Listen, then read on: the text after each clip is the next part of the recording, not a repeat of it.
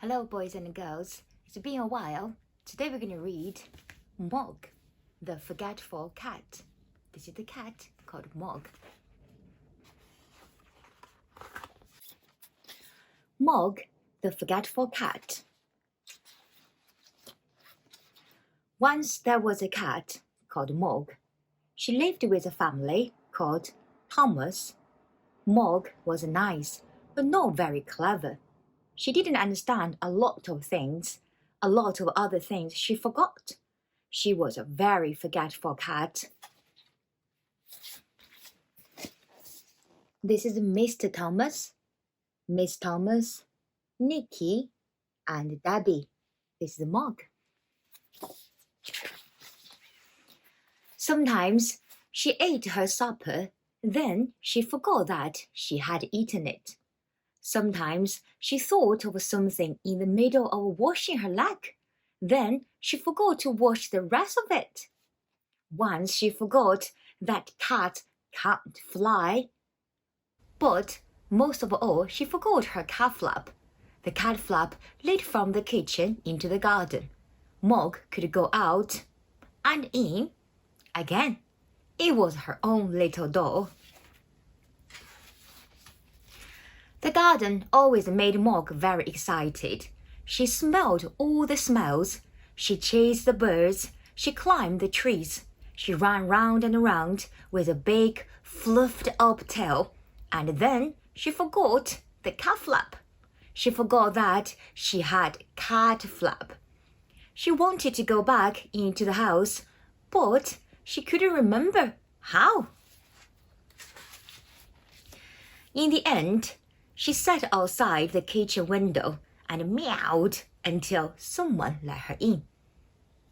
Afterwards, you could always tell where she had sat. This made Mr. Thomas very sad. He said, "Bother that cat." But Debbie said, "She's nice." Once, Mog had a very bad day. Even the start of the day was bad. Mog was still asleep. Then Nicky picked her up. He hugged her and said, "Nice kitty." Mog said nothing, but she was not happy. Then it was breakfast time. Mog forgot that cats have milk for breakfast.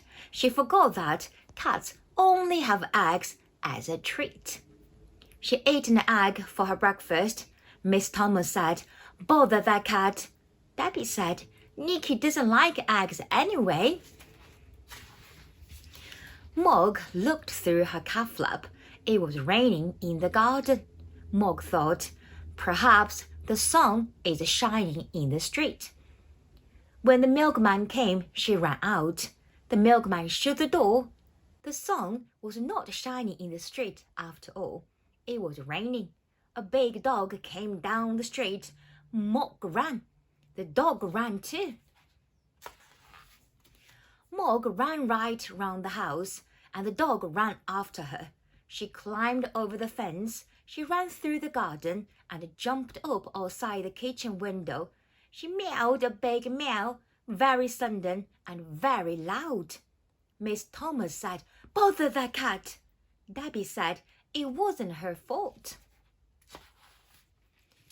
Mog was very sleepy. She found a nice, warm, soft place and went to sleep. She had a lovely dream. Mog dreamed that she had wings. She could fly everywhere. She could fly faster than the birds, even quite big birds. Suddenly, she woke up. Miss Thomas said, "Bother that cat." Debbie said, "I think you look nicer without a hat." Debbie gave Mog her supper, and Mog ate it all up. Then Debbie and Nicky went to bed. Mog had a rest too, but Mr. Thomas wanted to see the fight. Mr. Thomas said, "Bother that cat." Mog thought, nobody likes me. Then she thought, Debbie likes me. Debbie's door was open. Debbie's bed was warm. Debbie's hair was soft like kitten fur. Mog forgot that Debbie was not a kitten. Debbie had a dream. It was a bad dream. It was a dream about a tiger. The tiger wanted to eat Debbie. It was licking her hair. Debbie shouted. Mog jumped. Mr. and Miss Thomas said, "Bother, bother, bother that cat." Debbie said nothing. She was still crying because of the bad dream. Mog ran out of the room and right through the house and out of her cat flap. She was very sad. The garden was dark. The house was dark too. Mog sat in the dark and thought dark thoughts. She thought, nobody likes me. They've all gone to bed.